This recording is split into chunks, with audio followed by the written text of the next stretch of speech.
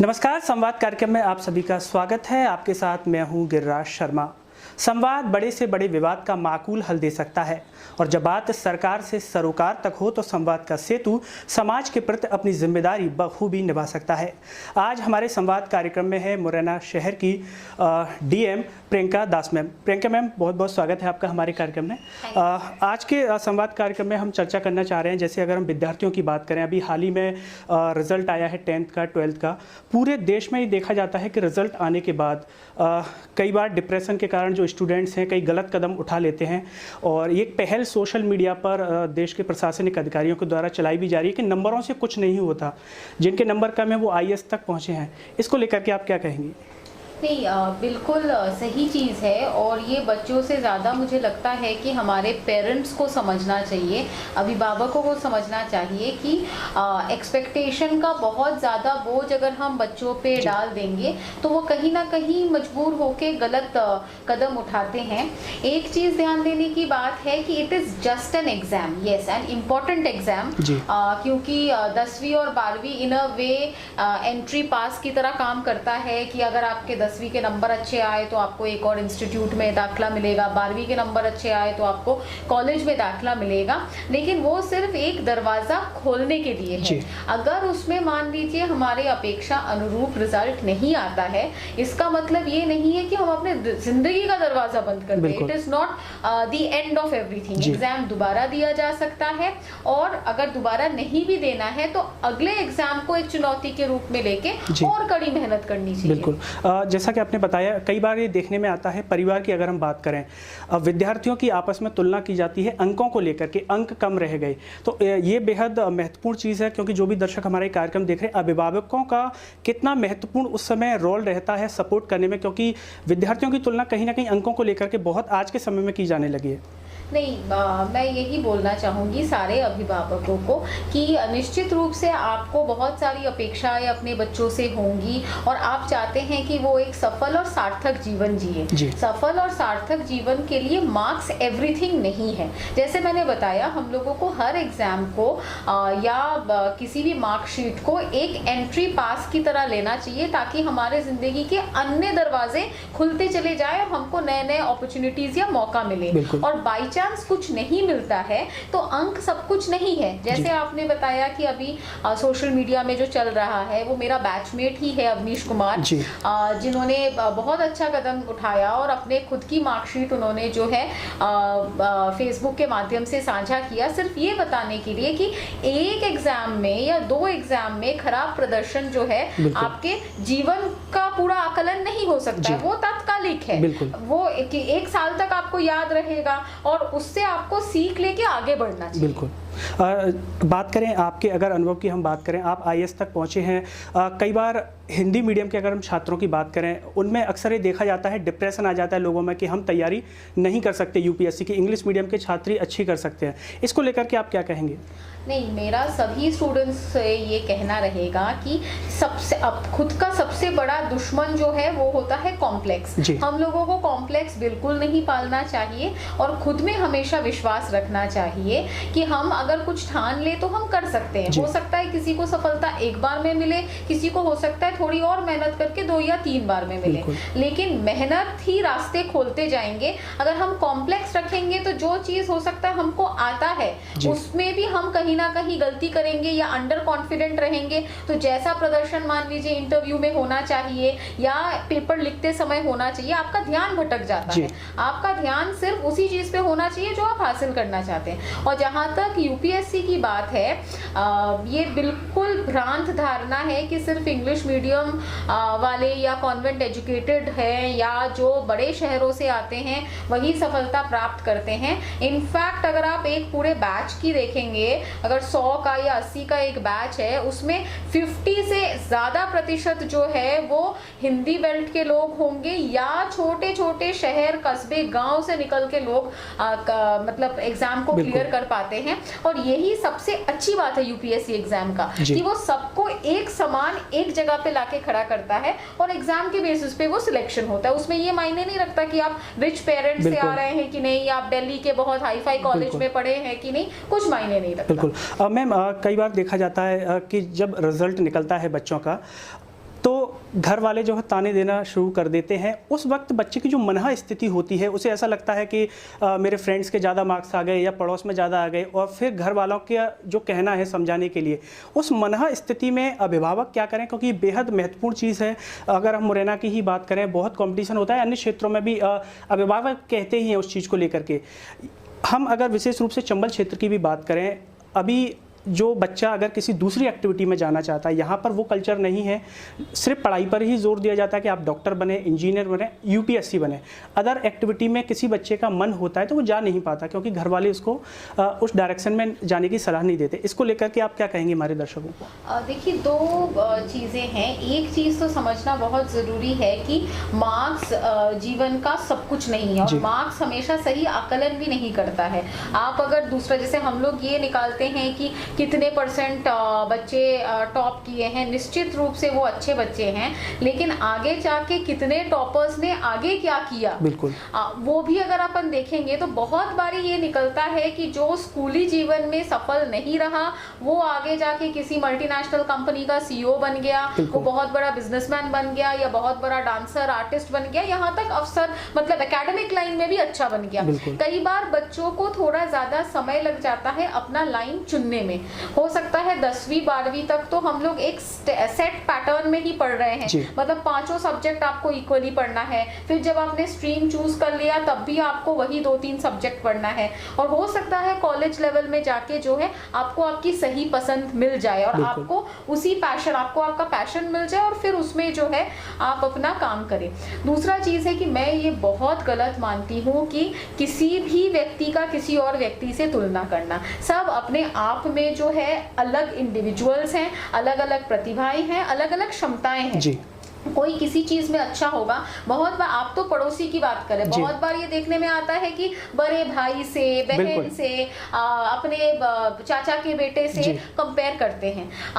स्वाभाविक है, हम लोग भी जब बाजार में जाते हैं तो हम सब्जी भी खरीदते हैं तो हम कंपेयर करके खरीदते हैं, लेकिन ये समझना बहुत जरूरी है कि बच्चे जो है कोई प्रोडक्ट नहीं है, और अल्टीमेटली उनको कंपेयर करके हम उनके हित में कुछ नहीं कर रहे हैं। जितना हमको मोटिवेशन या एनकरेजमेंट देना है वो तो एग्जाम से पहले ही देना था, ठीक है ना, तब अपन अगर मोटिवेट करते हैं तो अच्छी बात है, लेकिन मोटिवेशन भी उस हद तक नहीं चला जाना चाहिए कि बच्चा कहीं ना कहीं ये महसूस करने लग जाए कि नहीं, मेरे मम्मी को तो वो ज्यादा पसंद है या मेरे पापा को वो ज्यादा पसंद है और मैं का, तो उससे क्या होता है कि हीन भावना आती है। जैसे ही हीन भावना आती है फिर बच्चा डिस्ट्रक्टिव ही हो जाता है, वो दूसरी दिशा में सोचने लग जाता है। तो मुझे लगता है कि इस चीज पे हमको अडल्ट्स को, जो हम लोग अपने एक्सपेक्टेशन का बोझ कहीं ना कहीं डालते हैं, वो उसको हमको कोप अप करने का जरिया अच्छा बनाना चाहिए। दूसरा मुझे लगता है कि कई बार माता पिता का निराशा जो है वो कंपैरिजन में झलक जाता है,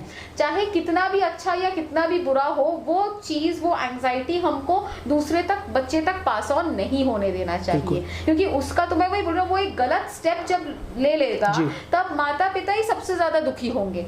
हम लोग तो सिर्फ डिबेट करेंगे, दुख व्यक्त करेंगे और फिर भूल जाएंगे, लेकिन लॉस किसका होगा? माता पिता का ही होगा। तो वो थोड़ी सी समझ अगर उस समय बच्चे को भी निश्चित रूप से खराब लगा होगा। हर बच्चा जानता है कि माता पिता उससे क्या अपेक्षा कर रहा है, वो खुद भी दुखी है, उसके ऊपर अगर उस पे कंपैरिजन या ताना चला जाए तो वो बच्चे के लिए बहुत ज्यादा मतलब हानिकारक हो जाता है, उसको हमें अवॉइड करना चाहिए। मैम, कई बार ये देखा जाता है कि जब रिजल्ट आता है और स्टूडेंट्स के किसी सब्जेक्ट में मार्क्स कम होते हैं, वो आगे किस करियर को चुने, तो ये देखा जाता है कि घर वाले हों या टीचर्स हों, ये सलाह देते हैं कि नहीं, आपके मैथमेटिक्स में इतने नंबर आए हैं, आपको ये नहीं लेना चाहिए, जबकि बच्चे का मन है कम नंबर होने के बावजूद कि मैं उसी सब्जेक्ट में आगे डिग्री करूं या आगे पढ़ाई करूं। तो इसको लेकर के आप क्या कहेंगी? बच्चे का मन है, कम नंबर हैं, उसके बावजूद उसी दिशा में करने का, लेकिन जो सलाह घर में दी जाती है, कह रहे नहीं, आपके तो मैथमेटिक्स में इतने नंबर आए, आपका मैथ खराब है, आप उस दिशा में मत जाइए, साइंस में अच्छा है लेकिन उसका मन नहीं है, तो उस परिस्थिति में क्या करें? इसका मैं अपने से ही एग्जांपल दे के बताऊं। मेरा थोड़ा डिफरेंट केस था। मेरे मार्क्स अच्छे थे और यूजुअली बंगाल में ये होता है कि अगर मार्क्स अच्छा आया है तो बच्चे को साइंस ही पढ़ना चाहिए, और मैंने फिर तय किया था कि नहीं, मुझे साइंस में इंटरेस्ट नहीं है, ना मुझे डॉक्टर बनना है, ना मुझे इंजीनियर बनना है, मुझे सोशल साइंसेस ही पढ़ना है। तो हमने दाखिला भी ले लिया। इसमें आई वॉज लकी कि मेरे पेरेंट्स ने पूछा जरूर, लेकिन किसी ने ऑब्जेक्ट नहीं किया कि हाँ ठीक है, तुमको मन है तो तुम कर कर लो। लेकिन जो रिएक्शंस मुझे मेरे नेबर्स से, मेरे एक्सटेंडेड फैमिली से मिलता था, तो वो कहीं ना कहीं सोचते थे कि नहीं इसके नंबर खराब आए होंगे इसीलिए इसने आर्ट्स लिया। कोई ये मानने को तैयार नहीं था जब तक कि हमने उनको मार्कशीट नहीं दिखाई कि भाई मैं अपने मर्जी से आर्ट्स ले रही हूँ और आर्ट्स में भी बहुत सारी अपॉर्चुनिटीज हैं। तो मुझे हमेशा लगता है कि अपने सब्जेक्ट का पैशन लेना चाहिए। एक और गलती जो बच्चे करते हैं कई बार वो ये है कि वो कॉलेज को देख के दाखिला लेते हैं। उनको लगता है कि मेरा इतना कट ऑफ बन रहा है, मैं इस कॉलेज में चला जाऊं, भले सब्जेक्ट कुछ और है, और उसको वो तब समझ नहीं आता है कि 3 साल उसको फिर वही सब्जेक्ट पढ़ना पड़ेगा। कई बार ये कि नहीं अच्छा कॉलेज में जाने के लिए भले मुझे इसमें मिल रहा है, तो वो कई बार कॉलेज को प्रेफरेंस दे देते हैं, कई बार मार्क्स को प्रेफरेंस दे देते हैं, जबकि उनको अल्टीमेटली अपने सब्जेक्ट को प्रेफरेंस देना चाहिए, अपने चॉइस को देना चाहिए, क्योंकि अल्टीमेटली वो वही ज्ञान उसके साथ रहेगा। वो चीज अगर वो 3 साल में नहीं पढ़ पाया या उसको मन ही नहीं हुआ तो it is a waste of time. बिल्कुल। मैम जानना चाहेंगे, आपने यूपीएससी दी, आप उस दिशा में जाना चाहते थे, जैसे अगर हम बंगाल की बात करें वहाँ डॉक्टर्स होते हैं, इंजीनियर्स होते हैं, या घर वाले चाहते थे कि आप डॉक्टर इंजीनियर बने, आपने यूपीएससी किया, क्या उसके बारे में? नहीं, मेरे घर वालों का एज सच बहुत ज़्यादा कोई प्रेफरेंस नहीं था। मैं इस मामले में लकी रही हूँ कि मैंने जो करना चाहा जिस समय पे वो मेरे माता पिता अलाउ करते रहे, which is a very good thing. और जो मुझे लगता है कि एमपी या कुछ नॉर्दर्न स्टेट्स में खास करके लड़कियों के लिए वो कई बार कंजर्वेटिव हो जाते हैं। जैसे मैंने बोला कि नहीं कॉलेज के बाद मुझे फ्यूचर स्टडीज जो है दिल्ली में जाके करना है, तो कई बार अगर अन्य राज्य से ये बच्चे बोलते हैं या गांव से कोई बच्चा बोलता है तो माता पिता 1000 बार सोचते हैं। बहुत सारे रीजन है उनका सोचना, मैं एकदम से गलत भी नहीं बोलूंगी। बहुत सारी चीजें, बड़े शहर में कहाँ जाके रहेंगे, कैसे करेंगे, सेफ है कि नहीं है, लड़कियों के साथ एक वो एंगल भी आ जाता है। लेकिन मुझे लगता है कि मौका किसी से नहीं छीनना चाहिए। अगर कोई बच्चा बोल रहा है, करना चाहता है, तो उसको वो चॉइस देनी चाहिए और बच्चे को भी ये समझना चाहिए कि चॉइस के साथ फिर रिस्पॉन्सिबिलिटी आती है। जैसे मैंने अब अगर बता दिया तो फिर ये नहीं हो सकता था कि दिल्ली जाके मुझे दिल्ली पसंद नहीं आया और फिर मैं 1 महीने में घर वापस आ गई। वो भी पॉसिबल नहीं है। तब मुझे भी पता है कि अब मैंने दिल्ली चुना है तो मुझे वहाँ पे 2 साल डटकर कितनी भी कठिनाई हो मुझे पढ़ना पड़ेगा। बिल्कुल मैम, जैसे कि आपने यूपीएससी की तैयारी की, कई बार ये देखा जाता है कि स्टूडेंट्स किसी भी क्लास में हो, वो यूपीएससी की प्रिपरेशन कर रहा है या 10th में 12th में है, स्टूडेंट्स अपना एक टाइम टेबल तैयार करते हैं और वो बड़ा टिपिकल होता है 10 घंटे का, 12 घंटे का, कि हम सीरियस हैं उसको लेकर के। जो भी दर्शक हमारा एक कार्यक्रम देख रहे हैं उन्हें आप बताएं सीरियस का मतलब क्या है? क्या 10 घंटे टाइम टेबल बना लेना सीरियस है, या 4 घंटे पढ़ाई कर रहे हैं हम सीरियस कर रहे हैं वो सीरियस है? क्या कहेंगे आप? देखिए, सीरियस का मतलब ये है कि देखिए आप खुद को धोखा नहीं दे सकते, आप बाकी सबको धोखा दे सकते हैं। आप टाइम टेबल चिपका के रख सकते हैं, आप दिखा सकते हैं कि आप पढ़ रहे हैं, और ऑन द कॉन्ट्ररी आप किताब खोल के व्हाट्सएप कर रहे हैं, ये भी हो सकता है। लेकिन सीरियस का मतलब ये है कि आप कमिटेड हो। और दूसरा चीज ये है कि ये एग्जाम ऐसा है कि ये थोड़ा डिसिप्लिन मांगती है। मैं ये कहना बिल्कुल झूठ होगा कि नहीं कोई एक रात पढ़ के यूपीएससी निकाल ले, पॉसिबल नहीं है। ये एग्जाम काफी मेहनत वाला एग्जाम है, तो थोड़ा डिसिप्लिन चाहिए और हर किसी का टाइम टेबल अपने हिसाब से अलग से होना चाहिए। कौन किस सब्जेक्ट में कितना अच्छा है, तो उसमें जाहिर सी बात है कि उसको कम समय लगेगा, तो वो दिन में वो 1 घंटा भी करेगा तो चल जाएगा। किसी चीज में वीक है तो उसमें उसको 2 घंटे देने पड़ेंगे। लेकिन मैं नहीं समझती कि कोई जो है 12 घंटे सीरियसली पढ़ सकता है। वो ह्यूमन ब्रेन उतना डेटा एक साथ लेके प्रोसेस नहीं कर पाता है, तो बीच में थोड़े ब्रेक्स लेना जरूरी है और फिर you can come back to your studies. लेकिन हाँ, एक रूटीन इसलिए बनाना जरूरी है कि ये भी नहीं हो सकता कि मैंने एक दिन 4 घंटे पढ़ा, दूसरे दिन 10 घंटे पढ़ा और फिर तीसरे दिन 2 घंटे पढ़ा, तो वो फिर आप सिलेबस कवर नहीं कर पाओ। तो एक आपको बना लेना पड़ेगा 6 to 8 hours I think is sufficient of serious study. और कुछ चीजें से कुछ टाइम आप अलग से रिवीजन के लिए रख ले, कुछ और के लिए रख ले, तो वो पर्याप्त। बिल्कुल मैम, जब भी स्टूडेंट्स का रिजल्ट आता है हम पूरे देश में देखते हैं कि तरह तरह के आर्टिकल्स आते हैं स्टूडेंट्स को लेकर के, या शॉर्ट्स फिल्म्स की हम बात करें बड़े स्तर पर बनाई जाती है। कितना आप इसका महत्व समझती हैं कि लोगों को देखनी चाहिए या अभिभावकों को देखनी चाहिए? कितना प्रभाव इसका समाज के ऊपर पड़ता है? मतलब टॉपर्स के इंस्पिरेशनल वीडियोस और स्टोरीज नहीं, मैं तो ये समझती हूँ कि हम लोग हमेशा ही एक दूसरे से सीखते हैं। तो किसी अच्छे स्टोरी को देख के अगर मुझ में ज्यादा हिम्मत आती है या मेरा हौसला बढ़ता है या मुझे कुछ और करने की इच्छा जागती है, तो वो तो हमेशा we should always keep an open mind. हमारा दिमाग हमेशा खुला होना चाहिए ताकि जो अच्छी चीजें हैं वो हम हमेशा किसी से भी ग्रहण कर सके, वो किसी छोटे से भी ग्रहण कर सके, किसी बड़े से भी ग्रहण कर सके। मैम आखिरी सवाल, आप हमारे दर्शकों को क्या कहना चाहेंगे?